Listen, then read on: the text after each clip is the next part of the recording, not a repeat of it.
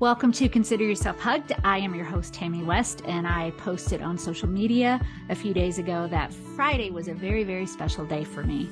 And you've probably heard me tell this story over and over again. During the pandemic, I lost all my speaking business really quickly. And I had been speaking for 17 years. So I've been working all that time to build my business, and then it went away.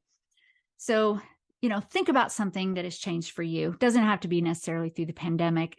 And I had actually made the decision that I was done. It was so tough that I just went, I'm not going to pursue speaking anymore. So I took a job in sales. Actually, I took a job in sales, not really thinking about the future of my speaking, but I had sold in the child nutrition industry before. So I contacted all of my child nutrition people who worked in the industry. But if you don't know what child nutrition industry is, it's a school lunch program, school lunch and breakfast. So these are lunch ladies, lunch men, school nutrition directors, districts across the state, private schools. And I'd worked in the industry before. So I called my friends and they were very encouraging, and Preferred Packaging brought me on. And it was great. I had to work in my bedroom. This is when you've heard me talk before that my husband lost his job and my 3 biological grown children moved home. We had 2 85-pound golden retrievers and my 15-pound Shih Tzu and just all of that stuff going on. So I set up my office in my bedroom because that's the only place there was. And I just kicked it. It was kind of nice. I was just making phone calls and emails, and this was a product that people needed. And it was great.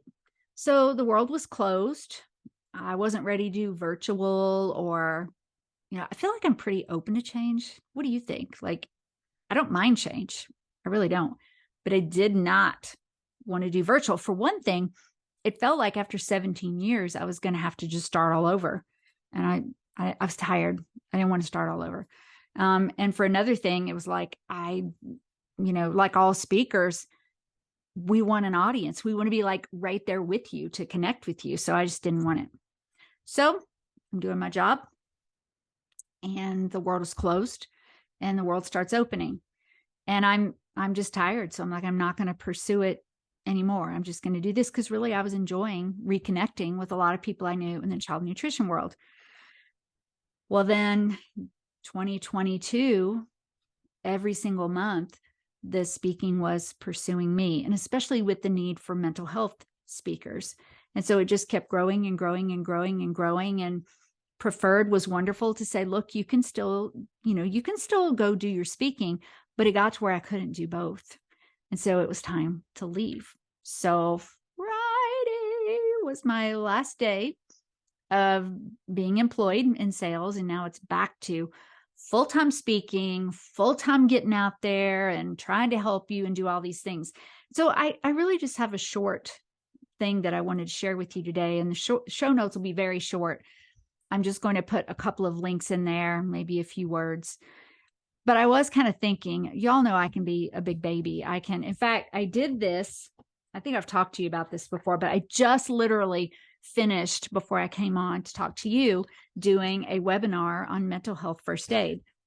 And I was sharing with them, I'm pretty sure I've talked about this before, this Sapien Labs that does a mental health quotient, and you take a test. Sorry, that's messing with the light.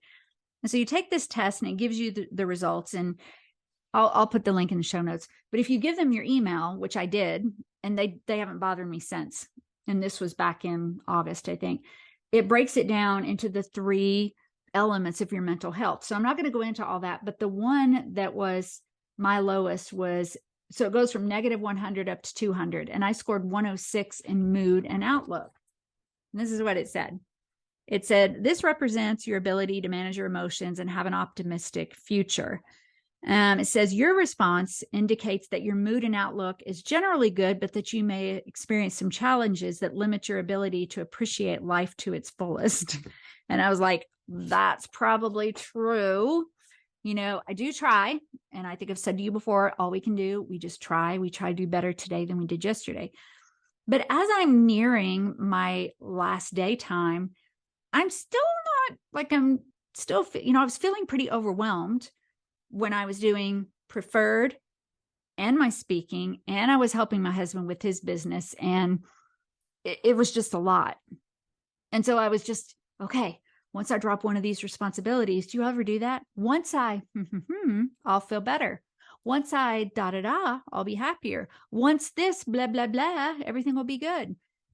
And I was still feeling kind of, I don't know what the word it is, maybe just a little bit antsy, a little bit agitated.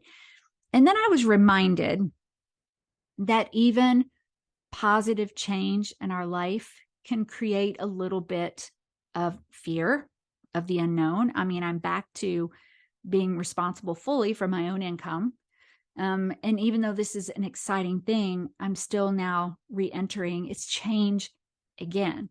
So I wanted to share a couple of things with you. I'm going to put these in the show notes. You know that I do not like the word stress, and I don't use the word stress, but there is a scale. Everybody calls it the Holmes-Rahe Life Stress Inventory. But I think the original, and I think the actual name in the research is the Social Readjustment Rating Scale. I'm going to put a link to this in the show notes. So there's two scales I'm going to talk about. And I think just for your own peace of mind, maybe doing a scoring like once a year might be helpful. So this has events on it, and then you score them. It gives you what the score is. For example, the number one, so this is the highest score you can get, is death of a spouse. And that scores 100.